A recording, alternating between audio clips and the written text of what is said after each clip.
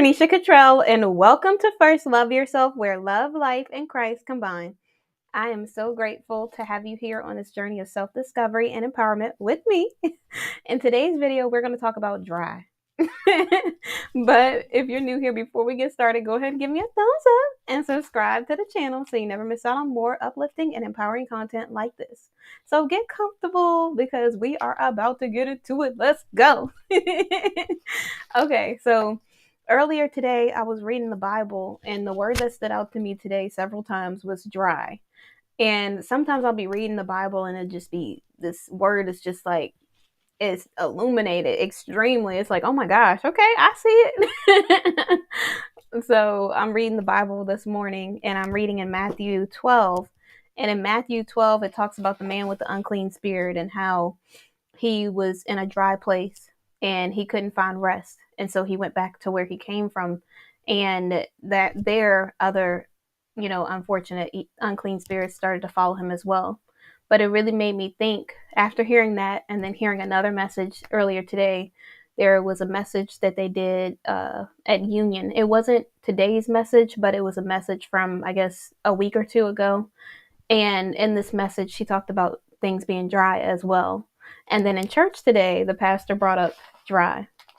He was talking about what we can do, steps that we can do to increase our faith and to be able to help others. And there were 4 steps that he gave as well in his sermon.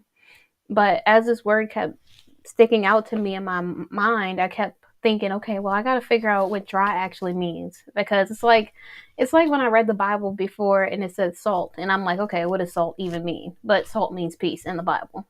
So, without salt, how can you come to a conclusion without salt? And that's without peace. And so in this instance, dry means in a place in between your faith, when your faith is low and you haven't been really giving all that you got to God. You've been kind of like half in, half out, 1 foot in, 1 foot out. You on the fence about religion. You like, I kind of want to be religious, but I ain't really about that Christ life yet.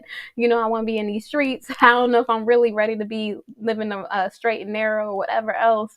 And so as you doing what you do as a youngin' or an old person, it's just like, one day I'm gonna give my life to Christ. It just ain't gonna be today because I'm just having too much fun out here. But what is really fun? Does fun mean that you are just doing whatever you want with no discipline, no sacrifice, and you just have all of these repercussions for your actions, but you feel like because it's temporarily satisfactory, you good to go? Or does fun actually look like, okay, I don't have to be looking over my shoulder every day. I don't have to be worrying about this person calling my girlfriend's phone or my boyfriend's phone. I don't have to worry about being somewhere and then being thought of as this thing when I know who I am in Christ. Like, what does that really mean? Like, yeah, it might be temporarily satisfactory, but with God, God gives you peace and contentment that nobody, no substance, nothing in this world could ever give you. And so, but you wouldn't know that until you find God.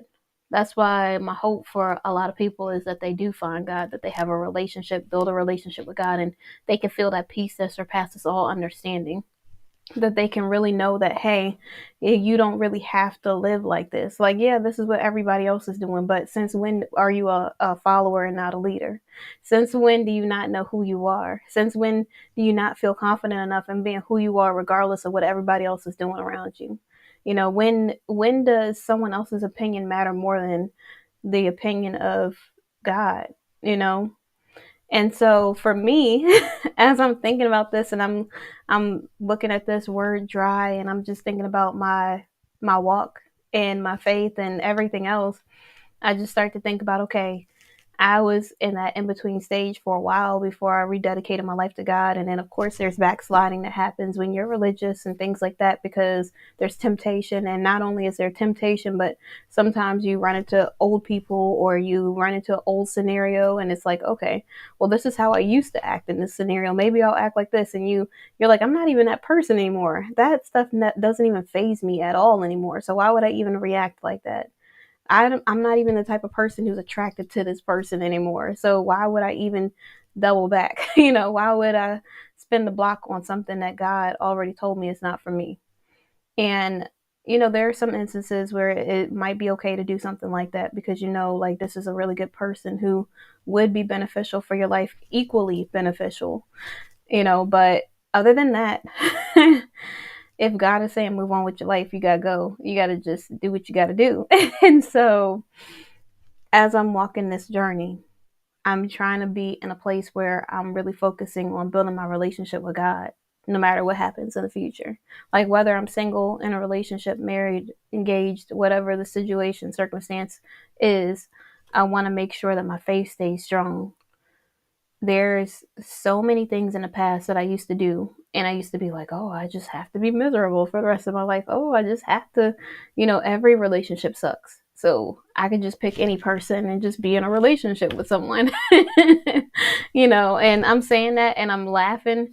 But how many of us do that? How many of us really just settle and be like, well, I'd rather be with somebody? Or, oh, it's a warm body. I hear people say the warm body thing. That's why I'm throwing it in there. But or they'll say, you know, if I can do bad all by myself and I'm gonna be bad in a relationship, I might as well just be with somebody. Like that was my excuse back in the day. I was like, people would always say, you could do bad by yourself. And I'd be like, now I know older people love you and they really mean well, they really do, and they have like they're the sweetest, kindest people ever, right?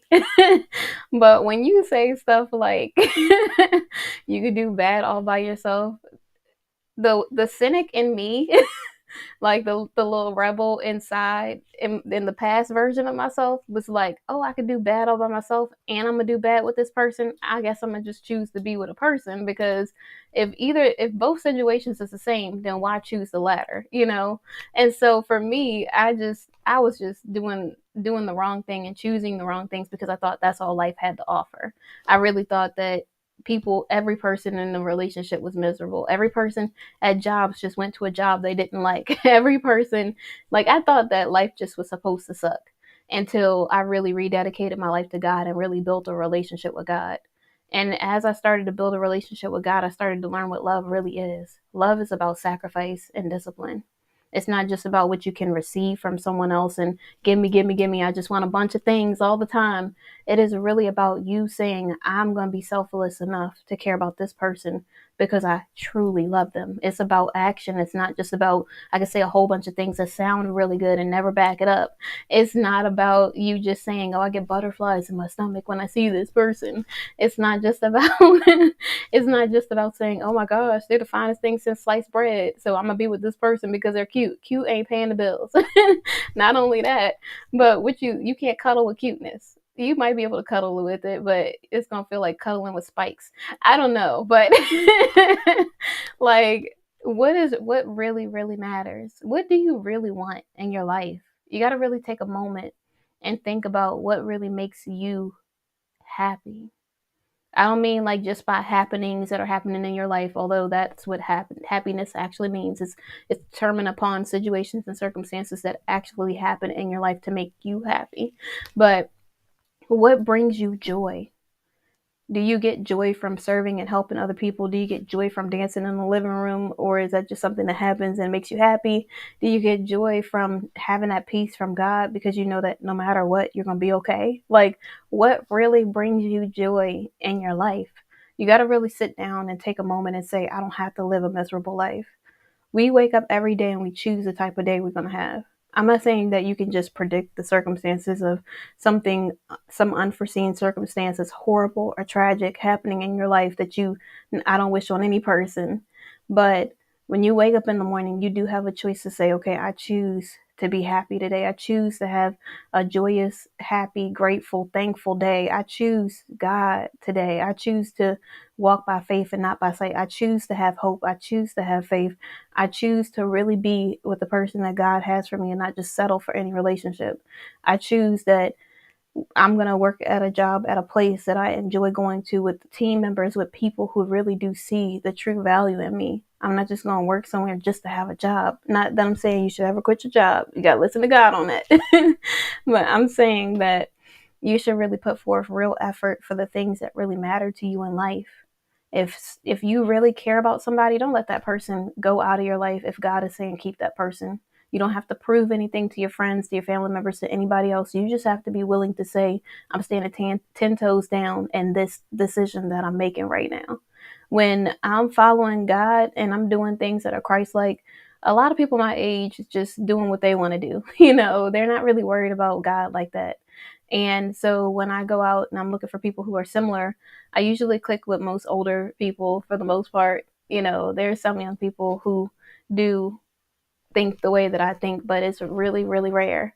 And so for the most part, it's like me walking on this narrow road, me and Jesus like this, just having conversations, conversing, just like kicking it, and everything, and me obeying and being obedient and thinking of him as a father, as like Lord of my life, and not just like a buddy, but someone who literally I could talk to about anything, someone who I have to be submissive to if I'm trying to seek the benefits of the kingdom, if I really want to be used as a vessel for the kingdom of God, if I really want to help this world, then I have to be submissive. I have to be sub to the mission that God has for me. I have to be obedient and in purpose and all of the things. And it's no joke. Like sometimes we really try to pretend like our life is just a game and it's just us just playing around doing whatever we want all day, every day. And I'm not saying you should not have self-love. We should definitely do self-love and pour into ourselves. But self-love does not mean being selfish 24/7, only thinking about what you can get from everybody else. It's about being a servant, having a servant's heart, being joyful, being cheerful, really being kind to people. You don't have to kiss anyone's behind. Sorry for my French, but you can really just treat people with kindness and dignity, like a human with common courtesy and decency. Like you don't have to be rude or nasty to people.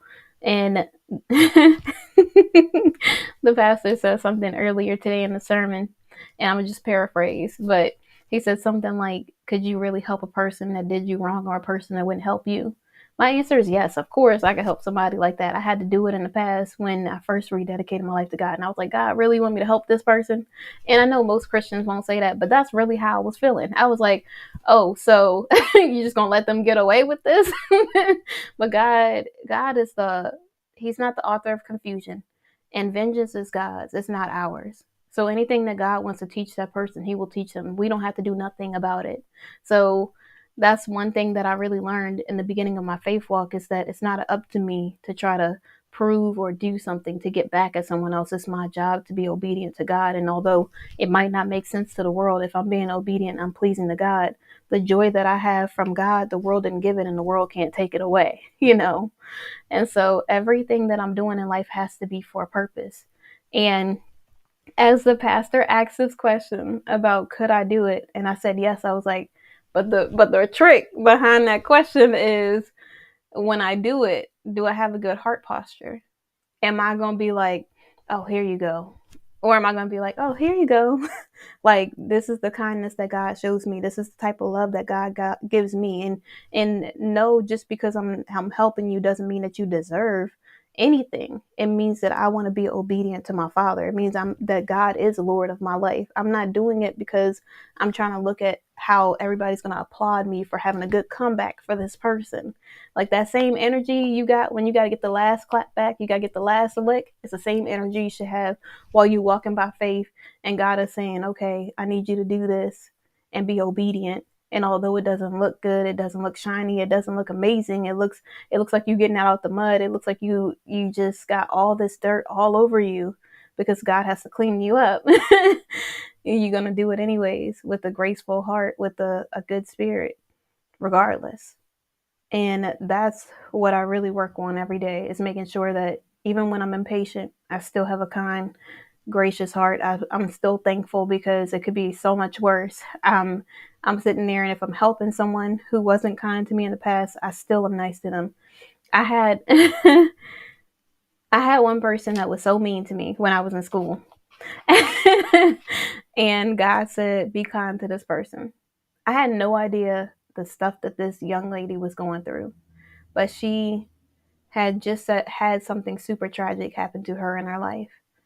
And when I was kind to her, the kindness that she showed me in that moment, because I was doing what was obedient to God, and because I was trying to be Christ-like, was unlike anything I've ever seen in my life. Like, this person was not nice, and their whole demeanor changed. It's like almost like nobody had ever been kind to them like that before, or something. And it's just, it amazes me because sometimes we really try to take it personal as if someone's meanness or the way that they act is because they just want to be a cruel, evil individual. And evil does exist, but not every person is cruel and evil. Sometimes people just are going through things. Sometimes it has absolutely nothing to do with us, and people are just going through their own struggles and doing the best that they can, just like we are. And when you humanize people and you really think about the human in them instead of them just being out to get you, it kind of helps you put things into perspective and treat people a little better. So that's one thing that really helped me. And as we're walking through this journey and your faith does get low, start doing more. I double down. Like this how I be, and this is how I get my relationship with God stronger in the times when I'm like I don't feel like doing nothing, or I be feeling weak in the spirit. I'll be like, I don't really feel like reading this Bible passage. I'll be like, I'm gonna read 2 chapters today instead of 1. I'll be like, oh, I don't feel like praying. I'll be like, all right, this is the moment I need to get up and pray then. And I'll be sitting there and I'll be like, God, I really don't want to stop before work. I'm already like, I don't have like a time period that I have to be there, but I was really trying to get there early. So me stopping is putting me behind schedule. And God's like, is it your schedule or mine? I'm like, all right, I'm stopping. I gotta really get out of my own way and say, okay, God, although this is inconvenient for me and uncomfortable, I'm going to do it regardless. I'm going to do it anyways. Just like you would bless me anyways. Just like, although I was imperfect and I made a lot of mistakes in my life and I was not a perfect Christian or any of that, and I walked wrong, I was doing all the wrong things. You still used me. And although I made those mistakes, you still love me. It's the same way. I need to keep that same energy in life when it comes to other people, when it comes to being obedient, when it comes to being uncomfortable, when it comes to really walking by faith, when it comes to having hope, when it comes to really doing better in life and really trying to become a better person. I can't think about the person I used to be. I need to become the person who God intended for me to be. And so as we get low in whatever season, our motivation will come after action. Just do the things that you have to do in life, regardless if it's uncomfortable or inconvenient, because your end goal is means more to you than what you're doing right now temporarily.